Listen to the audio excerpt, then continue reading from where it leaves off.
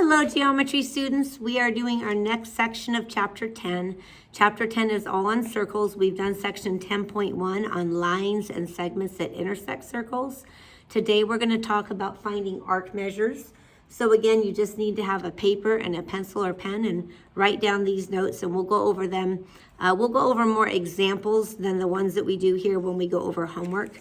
But you will get the most out of the class if you're able to do both the notes and the homework with me. So in any case, let's go ahead and talk about some vocabulary, what we mean by an arc. So the first vocabulary word I want to talk to you about is a central angle. So with a central angle, it basically has its vertex at the center. So this would be an example of a circle with three central angles. We do want to remember that our central angles in a circle always add up to 360 degrees total. So the sum of all the central angles is going to be 360. Now let's look at some arcs here. If I draw a circle on it, and let's go ahead and put some letters on this. We'll put C in the center and A and B here, and then maybe let's just draw D over here. And then how about if I draw E here? All right. So if I want to talk about arc AB right here, let's say that this is 90 degrees here. The measure of a minor arc, an arc is basically part of the circumference, so part of the distance all the way around. A minor arc is going to be less than 180 degrees. So for example, arc AB, and we would write it this way, would be a minor arc because it's less than 180 degrees. A major arc is going to be greater than 180 degrees. And we always describe a major arc using three letters.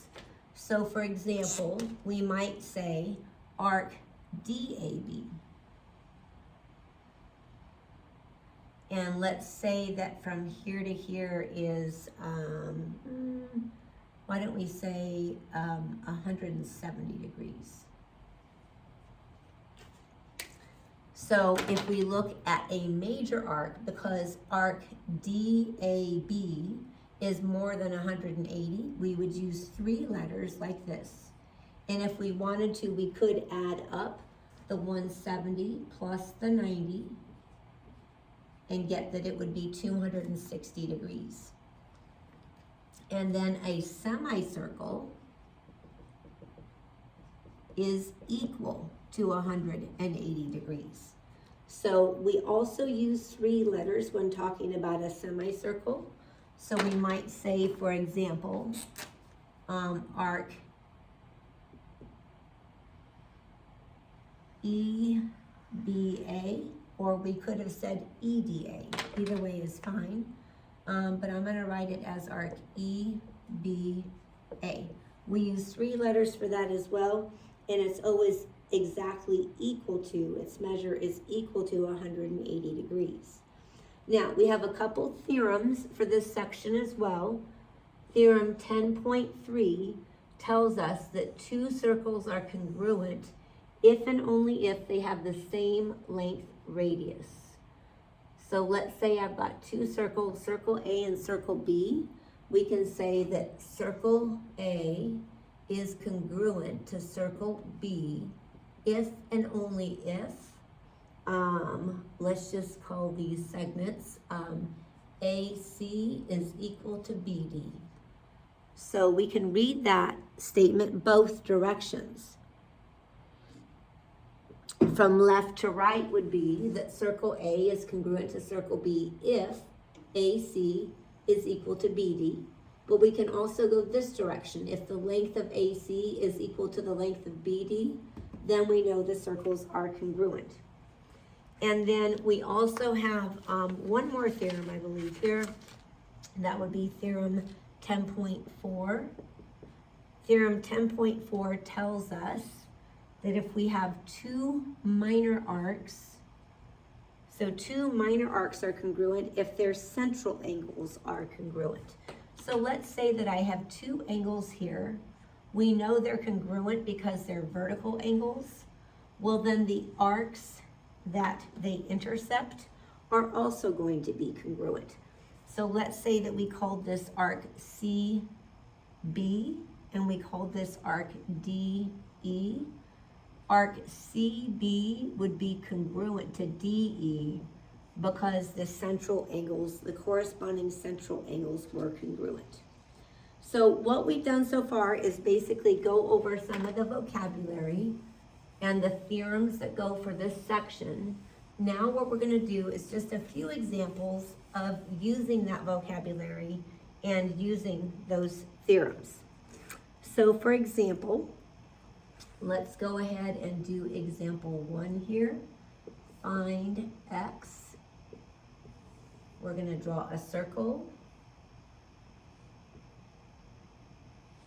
X degrees and 120. And then there's a right angle right here. Now, the thing we need to remember to do this problem is that all the inside angles, all the central angles of a circle need to add up to 360. So we simply add them all up. 90 plus 120 is 210. And then we would subtract 210 from both sides, and we would be able to solve for x and get that x is 150 degrees.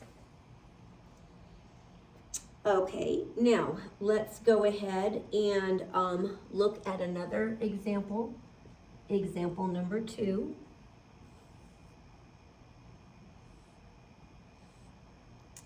So we'll call the center of the circle O, and then these will be points A, B, C, and D.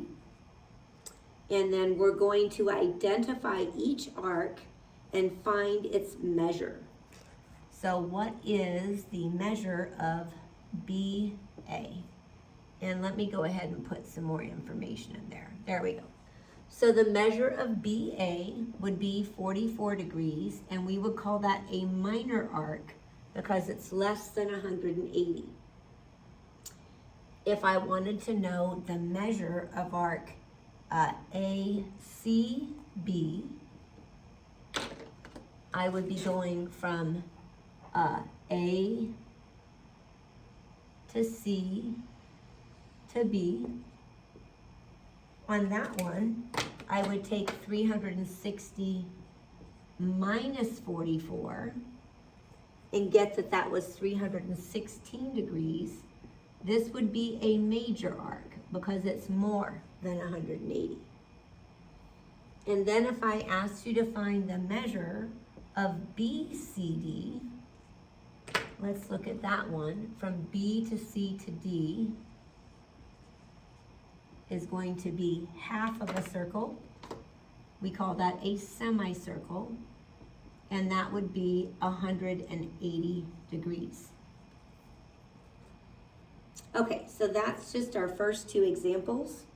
I think I have 3 more here for us to talk about, and then we will be done.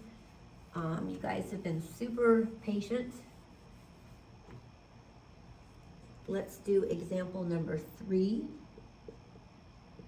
In this question right here, I've got a circle, 2 segments going through the inside of that circle. The center is E, and I have points on the outside marked at A, B, C, and D. These angles here are congruent, obviously, because they're vertical angles.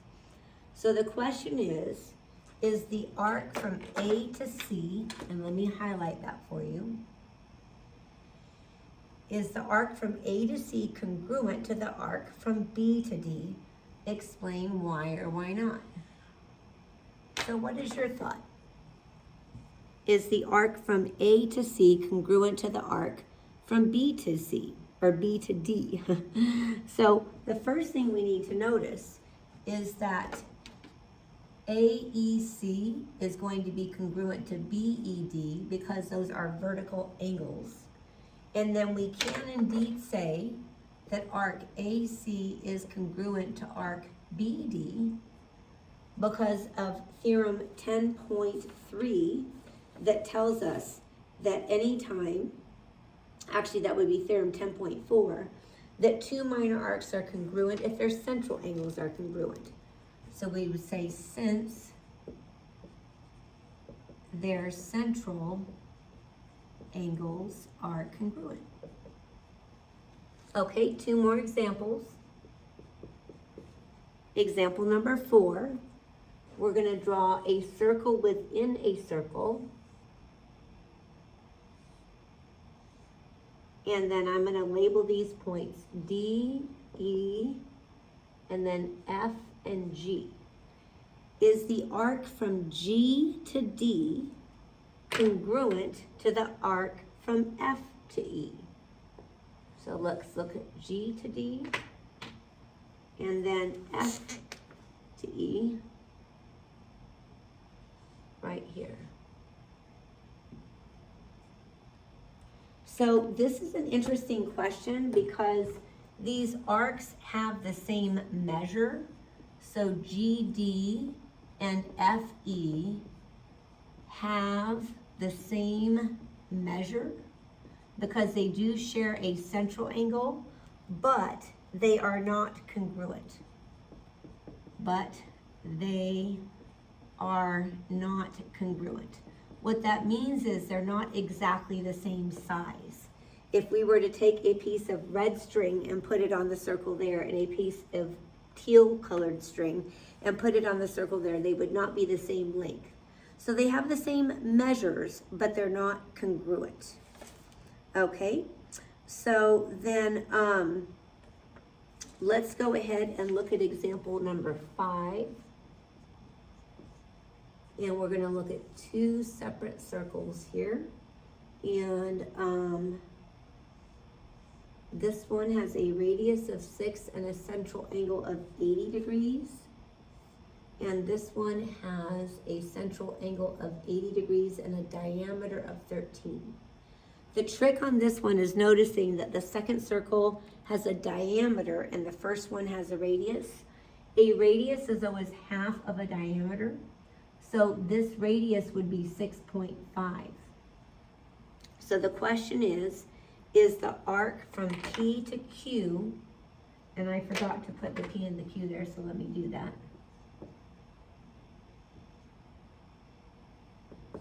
Is the arc from P to Q congruent to the arc from S to T?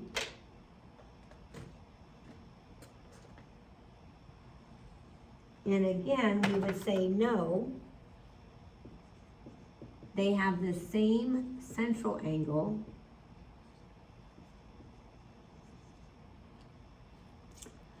but they are not